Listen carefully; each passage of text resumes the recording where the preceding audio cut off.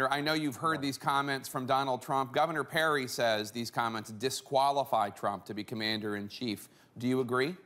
I do agree.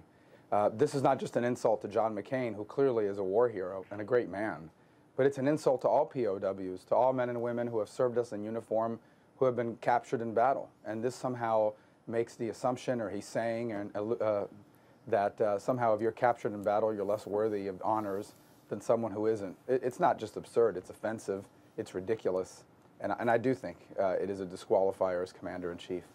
Now, some Democrats, including Hillary Clinton, have criticized you and your fellow Republican candidates for not speaking out more forcefully and more quickly after Trump's comments about undocumented immigrants. They wonder why this firestorm about McCain and not a firestorm about Mexicans. Well, there was. I spoke out against what Donald Trump said, but we have to remember this is a man who spent his whole life saying outrageous things. So early in his campaign, when he said something outrageous, people kind of said, you know, just ignore it, move on, and it'll go away. This is what he does for a living.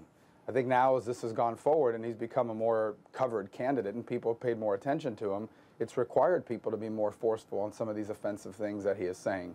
But not only did I say that what he said about Mexicans is not just inaccurate, it's offensive. It's not true, and it's also offensive. But what he said yesterday, of course, is offensive about John McCain and inaccurate about John McCain, but it actually is offensive to all POWs and men and women who serve us in uniform, especially those who have served time in the hands of enemy captors and who are worthy of our admiration and respect.